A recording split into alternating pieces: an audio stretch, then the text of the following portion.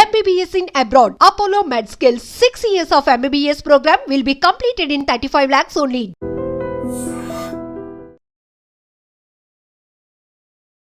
నమస్కారం, welcome to I dream.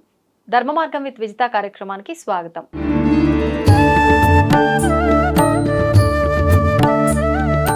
ప్రస్తుతం మనతో పాటు ఉన్నారు ప్రముఖ ఆధ్యాత్మికవేత్త, దత్తాత్రేయ ఉపాసకురాలు లతా బొట్ల గారు. ఇప్పుడు వారితో మాట్లాడి మరిన్ని విషయాలు తెలుసుకుందాం. నమస్తే అండి. నమస్తే విజిత, ఎలా ఉన్నారు? చాలా రోజులైంది. బాగున్నాను. చాలా దగ్గరగా ఉన్నా చాలా రోజులైంది, ఎందుకంటే కలవక. అవును. మొత్తానికైతే ఇప్పుడు ఆషాఢ మాసంలోకి ఎంటర్ అయిపోయాము. ఆషాఢ మాసంలో వచ్చే ఈ ఆషాఢ పౌర్ణమి, దీన్నే వ్యాస పౌర్ణమి అని చెప్పి, గురు పౌర్ణమి అని చెప్పి పిలుచుకుంటూ ఉంటాము. ఈ రోజున ప్రత్యేకించి ఒక గురువుకి కృతజ్ఞత తెలుపుకోవాలి అని చెప్పి అంటూ ఉంటారు. అంటే కొంతమంది దత్తాత్రేయుని గురువుగా భావిస్తారు, కొంతమంది రాఘవేంద్ర స్వామి అంటుంటారు, కొంతమంది శివున్నే గురువుగా అంటుంటారు, తల్లి తండ్రిని గురువుగా అంటుంటారు, రకరకాలుగా చెప్తుంటారు. అసలు ఎవరిని గురువుగా స్వీకరించాలి, ఎవరికి మనం కృతజ్ఞత తెలుపుకోవాలి ఆ రోజున? చాలా చక్కటి ప్రశ్న విజిత. గురు పౌర్ణమి అంటే ఈ ఆషాఢ గురు పౌర్ణమి వ్యాస పౌర్ణిమ. ఎందుకంటే మనకి భగవత్ పురాణాలను అందించింది వ్యాసుడే. ఆయన అందించకపోతే మనకు తెలియదు. ఆయన ముందు సప్తఋషులకి జ్ఞానాన్ని బోధించింది సాక్షాత్తు ఈశ్వరుడే. తర్వాత సప్తఋషుల నుంచే గురు పరంపర కొనసాగుతూ వచ్చింది. ఎవరైతే నీ జీవితాన్ని సరైన మార్గంలో తీర్చిదిద్దుతారో, నువ్వు తప్పటడుగులు వేస్తున్నావు, నీకు నడక నేర్పించి నడిపించే విధంగా. ఫస్ట్ కింద పడిపోతారు పిల్లలు కదా, అలాగా వాళ్ళకి ఇలా అడుగు వేయాలి అని చెప్పేదే గురువు. దీనికి నిదర్శనం ధౌమ్యుడు అనే గురువు ఉండేవారు. ధౌమ్యుడు, ఆయనకు 3 శిష్యులు ఉండేవారు. ఆ 3 శిష్యుల్ని పరీక్షించదలిచారనమాట. గురుచరిత్రలో ఒక అధ్యాయం కూడా ఉంటుంది. ఒక్కొక్కరికి ఒక్కొక్క పరీక్ష పెట్టేవారు. ఆ పరీక్షలో ఎప్పుడైతే శిష్యులు ఆ పరీక్షలో ఉత్తీర్ణత పొందుతారో అప్పుడు వాళ్ళకి నీకు విజయ పదం వస్తుంది, నీకు ప్రఖ్యాతి చెందుతావు నువ్వు అని ఒక్కొక్కరిని ఒక్కో విధంగా దీవించారనమాట. అలాగా 3 శిష్యుల్ని కూడా ఒక్కొక్క విధంగా, ఏ శిష్యుని ఏ విధంగా రూపుదిద్దాలో ఆ గురువుకే తెలుసు. అలాగే ఇంకొక గురు శిష్యులు కూడా ఉండేవారు. దీపకుడు అనే శిష్యుడు ఉండేవాడు. ఇంకా గురుచరిత్రలో ఒక అధ్యాయం. ఆ గురువు గారు కూడా పరీక్షించదలిచారు. అందరినీ అడుగుతారు, ఇప్పుడు నేను గురు పరీక్ష ఉంటుంది, గురు పరీక్ష అని కాదు, ఆయన పరీక్ష అని చెప్పరు. దాన్ని ఏమని చెప్తారంటే, ఎవరైతే వస్తారో, నేను నా కర్మ అనుభవించాల్సిన రోజు వస్తుంది, ఎవరైతే వచ్చి నా గురుసేవ చేస్తారో, ఎవరైనా ఉన్నారంటే ఎవరు ముందుకు రారు, దీపకుడు ఒక్కరే వస్తారనమాట. ఆ 2 కలిసి కాశీ బయలుదేరి వెళ్తారు. కాశీలో గురు శిష్యులు, కాశీలో ఆ గురువు గారికి కుష్టి వ్యాధి వస్తుంది. మరి కర్మ అనుభవించాలన్నారు కదా, ఆ కుష్టి వ్యాధి వస్తే గురువు గారికి దీపకుడు సేవ చేస్తూ ఉండాలి. ఎంత కష్టము, రోజు ఆ శుభ్రపరచాలి, గురువు గారిని స్నానం చేయించాలి, భోజనం తీసుకురావాలి, భోజనం యాచించి తీసుకురావాలి. ఇవన్నీ చేస్తే గురువు గారు ఒక్కోసారి తిట్టేవారు, కసిరేవారు, కొట్టేవారు, పళ్ళెం విసిరేసేవారు, అన్నీ చేసేవారు. కావాలనేనా? గురు పరీక్షలు ఉంటాయి, గురు పరీక్షలు. ఓర్పుతో ఉండేవాడు దీపకుడు. ఆ గురుభక్తికి మెచ్చి ముందు విష్ణుమూర్తి ప్రత్యక్షమవుతారు. విష్ణుమూర్తి, సాక్షాత్ విష్ణుమూర్తి, దీపక నీ గురుసేవకు మెచ్చాను, అసలు పూర్తి విశ్వాసంతో నువ్వు గురువుని సేవిస్తున్నావు, ఎక్కడైతే గురుసేవ జరుగుతుందో అక్కడే మేము త్రిమూర్తులం కూడా ఉంటాము అని చెప్తారు. దీపకుడు అంటాడు, నేను మిమ్మల్ని స్మరించనైనా స్మరించలేదే స్వామి, మీరు ఎందుకు వచ్చారు అని అంటే, నీ గురుభక్తికి మెచ్చి వచ్చాము, ఎక్కడైతే అనంతమైన గురుభక్తి ఉంటుందో అక్కడే మేము ఉంటాము అని చెప్పారనమాట. అప్పుడు ఏం కోరిక కావాలి అని అడుగుతారు. ఈశ్వరుడు విష్ణుమూర్తి ఇద్దరు కూడా అడుగుతారు. నేను అప్పుడు నా గురువు గారు బాగుంటే చాలు అంటారు. గురువు గారికి మరింత కోపం వస్తుంది. ఏవిరా, నాకు సేవ చేయలేక నువ్వు నా రోగం కుదిర్చాలని చూస్తున్నావు అంటారు అని అంటారు. అప్పుడు ఈశ్వరుడు కూడా అడుగుతాడు, నాయన నీ గురుభక్తికి మెచ్చాము మేము త్రిమూర్తులము, ఎవరైతే అనంతమైన భక్తి విశ్వాసాలతో గురువుని సేవిస్తారో మమ్మల్ని చేరుకున్నట్టే 33,000 కోట్ల దేవతలు కూడా సంతృష్టి చెందుతారు. అది ఎప్పుడు దత్తారాధన చేస్తే. దత్త చరిత్రలోని ఒక అధ్యాయమే ఇది అనమాట. అలా ఆ విధంగా పరిపూర్ణమైన గురుభక్తి ఏ శిష్యుడికైతే ఉంటుందో అన్ని కర్మబంధాల నుంచి కూడా ఆయన విముక్తి పొందుతాడు.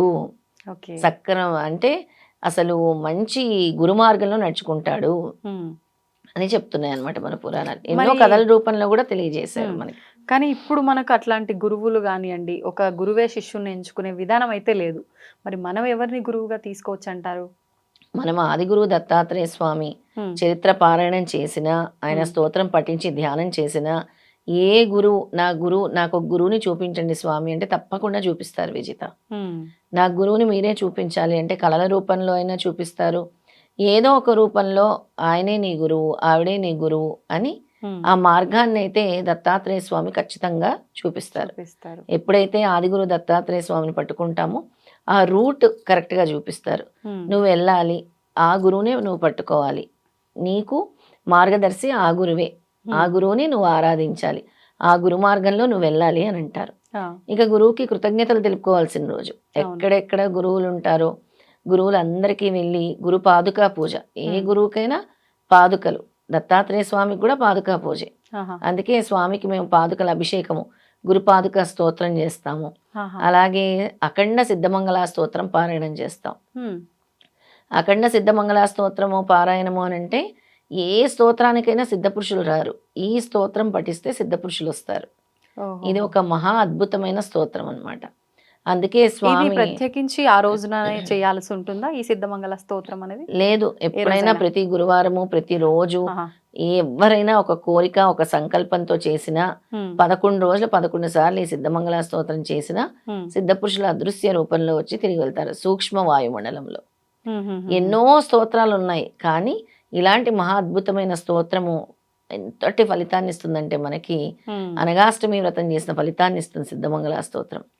అంటే పౌర్ణమి లాంటి ముఖ్యమైన తిథుల రోజు గురువుకి స్తుతి అంటే చాలా ఇష్టం. శ్రీపాద శ్రీవల్లభ స్వామి సిద్ధమంగళ స్తోత్రం ఇది. దత్తాత్రేయ స్వామి వారి మొదటి అవతారం. శ్రీపాద శ్రీవల్లభ స్వామి మన ఆంధ్ర రాష్ట్రంలో జన్మించారు. ఆయన స్తోత్రమే ఈ సిద్ధమంగళ స్తోత్రము. వాళ్ళ తాతగారు వాళ్ళ మనవడు దత్త పరంపరతో వారింట్లో దత్తాత్రేయ స్వామి స్వయంగా వారింట్లో జన్మించారు అని శ్రీపాద శ్రీవల్లభ స్వామి దత్త దర్శనం ఇచ్చినప్పుడు పాడినటువంటి స్తోత్రమే సిద్ధమంగళ స్తోత్రం. స్తోత్రంలోనే ఉంది మంగళా స్తోత్రం అని. అవును, అంటే అంత మంగళకరం శుభప్రదమన, శుభప్రదం మంగళకరం కామధేను కల్పతరు. ఈ కలియుగంలో నువ్వు ఏది అడిగితే అది ఇచ్చే స్తోత్రం ఈ సిద్ధమంగళ స్తోత్రం. అంతటి శక్తివంతమైన స్తోత్రం ఈ సిద్ధమంగళ స్తోత్రం. ఈ పౌర్ణమి తిథి రోజు పఠించడం వల్ల 1000 రెట్లు ఫలితం ఉంటుంది.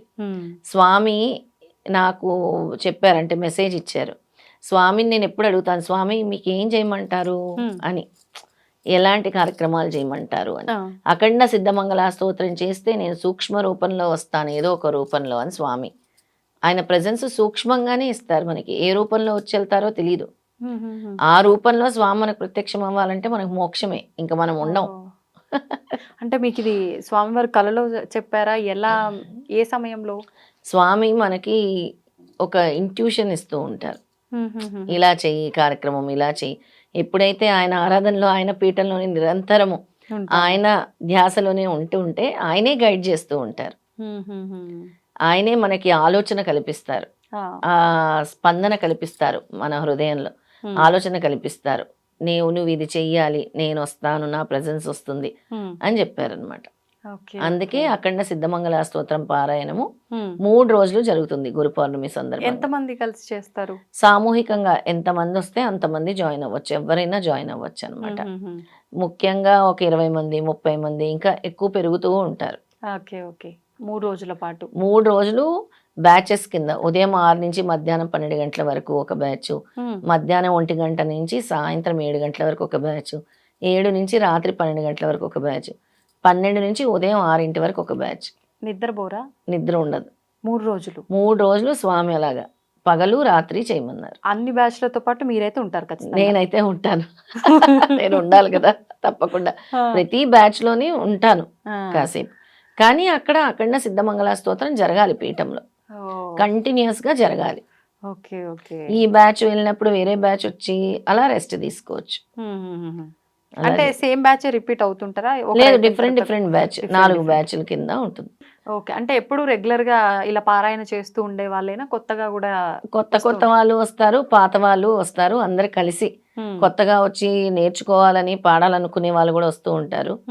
చాలా బాగుంటుంది ఈ సిద్ధమంగళ స్తోత్రం, అసలు వింటే వినాలనిపిస్తుంది. ఈ సిద్ధమంగళ స్తోత్రం పఠించడం వల్ల స్వామి 1000 మంది బ్రాహ్మణులకు భోజనం పెట్టిన ఫలితాన్ని ఇస్తున్నారు. అనగాష్టమి వ్రతం చేసిన ఫలితం ఇస్తున్నారు. కోరిన కోరికలు వెంటనే నెరవేరుస్తున్నారు. సిద్ధ పురుషుల దర్శనాస్పర్శనాలు, పుణ్యక్షేత్రాల సందర్శనాలు కల్పిస్తున్నారు. అలాగే మనస వాచ కర్మన ఎవరైతే ఈ స్తోత్రాన్ని పఠిస్తారో శ్రీపాద శ్రీవల్లభ స్వామి కృపకు పాత్రలు అవుతారు. అలాగే ఎక్కడైతే ఈ స్తోత్రం పఠిస్తామో ఇక్కడ పఠించినా కూడా సూక్ష్మ వాయుమండలంలో సిద్ధ పురుషులు అదృశ్య రూపంలో తిరుగుతారు. అలాంటి మహా అద్భుతమైన స్తోత్రం ఈ సిద్ధమంగళ స్తోత్రం. మహిమాన్వితమైన స్తోత్రం అని చెప్పొచ్చు అన్నమాట. అంటే మనకి ఏదైతే కావాలో అవన్నీ ఇది చేయడం వల్ల కలుగుతుంది అనేది ఏదైనా ఉంది ఈ రోజున అంటే సిద్ధమంగళ స్తోత్రం అని చెప్పొచ్చు. భగవంతుడికి స్తుతి అంటే చాలా ఇష్టం విజిత. ఆయన్ని పొగిడి ఆయన ఫ్యామిలీని మనం అన్నమయ్య స్తుతిస్తేనే కదా గేయాలి. అన్నమాచార్య కీర్తనలు పాడుతుంటేనేగా స్వామి ప్రత్యక్షమయ్యారు అందరికీ కూడా. అలాగే శ్రీపాద వల్లభుడు తల్లిదండ్రుల గురించి, అక్కా చెల్లెళ్ళ గురించి, వాళ్ళ తాతగారి గురించి, వాళ్ళ అమ్మమ్మ గురించి ఉంటుంది ఈ స్తోత్రంలో స్తుతిస్తున్నాం. అలాగే సవిత్రకాటక సైనం గురించి ఉంటుంది. స్వామి బోధించిన సంఖ్య గురించి ఉంటుంది దీంట్లో. Okay okay. అంటే అంత ఒక వివరణ శ్లోకం రూపంలో ఉంటుంది. ఎంతసేపు అంటే ఇది అంటే కంటిన్యూస్ గా మీరు చేస్తుంటారు? ఓకే, అసలు ఎంతసేపు పడుతుంది మామూలుగా ఇది ఒకసారి చదవాలంటే 2 minutes 1.5 minutes కూడా పడుతుంది. అంటే దాన్ని ఇంకా రిపీట్ చేస్తూ ఉండాలా కంటిన్యూగా? అలా ఈ 3 రోజులు చేయడం వల్ల ఎంత సంఖ్య చేయొచ్చు అంటారు సుమారుగా? ఎప్పుడు ఇది వరకు మేము గతంలో 1,08,000 సార్లు చేసాము, 54,000 సార్లు చేసాము. అలా అంటే ఇప్పుడు మీరు రోజులు మాత్రమే ఎన్ని అయినా సరే కౌంట్ గానీ రోజులు అనుకున్నారా లేదంటే సంఖ్య అనుకున్నారా? ఇప్పుడు మాత్రం సంఖ్య అనుకోలేదు. స్వామి 3 రోజులు 3 రాత్రులు 3 పగళ్ళు 3 రాత్రులు నిర్విరామంగా చేయమన్నారు. ఇది వరకు పిఠాపురంలో 54,000 సార్లు, గానగాపురంలో 10,008 సార్లు, కురవపురంలో 34,300 సార్లు చేసాం. మళ్ళీ పోయిన రాఖీ పౌర్ణమికి పిఠాపురంలో 1,08,000 సార్లు చేసాం. అలా సంఖ్య ఒక్కోసారి స్వామి మనకు సూచిస్తూ ఉంటారు. ఇప్పుడు అఖండంగా 3 పగళ్ళు 3 రాత్రులు చేయమన్నారు. అది ఎంత అవ్వచ్చో మనకు తెలియదు సంఖ్య, కానీ కౌంట్ రాస్తాం. చాలా బాగుంటుంది ఈ స్తోత్రం. ఇప్పుడు అంటే ఒక్క పర్సన్ చేసింది కౌంట్ చేస్తారా సపరేట్ గా? అందరూ 100 మంది కలిపి చేస్తే ఒకసారి 100 సార్లు చేసినట్టు అవుతుంది. 100 మంది ఒకసారి చదివితే 100 times చదివినట్టు అవుతుంది. సపరేట్ కౌంట్ అవ్వదు. 108 కలిపి 108 మెంబర్స్ ఒకటేసారి చదువుతున్నారు కదా, అప్పుడు 108 times అవుతుంది. అలా అవుతుంది. అలా ఎంత జనం ఎక్కువ పెరిగితే అంత సంఖ్య పెరుగుతుంది మనకి. ఇప్పుడు మామూలుగా అంటే మీరంటే ఇలా 3 రోజులు పగలు రాత్రి అన్నారు. నార్మల్ గా ఎవరైనా చేస్తే వాళ్ళకి అన్ని రకాలుగా అంటే వస్తుంటాయి, అన్ని సమకూరుతాయి అన్నారు కదా. మరి వాళ్ళు చేసుకోవాలంటే ఎంత సంఖ్య చేసుకోవచ్చు, లేదంటే ఎంత సమయం చేసుకోవచ్చు? వాళ్ళు ఎవరైనా సరే సిద్ధమంగళ స్తోత్రం చేయాలి అని అంటే, కోరిక తీరాలి అంటే 11 రోజులు 11 సార్లు చేసుకోవచ్చు. లేదా మండల దీక్ష 41 days 11 times డైలీ చేసుకోవాలి.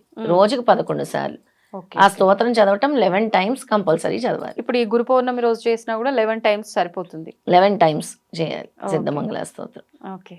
11 times సిద్ధమంగళ స్తోత్రం చేయాలి.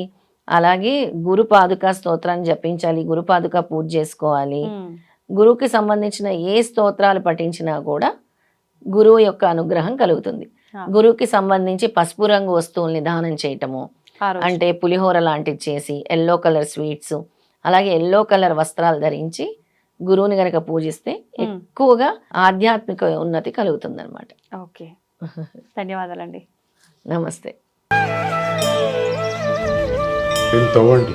తవ్వుతున్న శివలింగం సరే దాన్ని అట్లా కప్పేసేయండి, చూపించదండి. Krishna is there.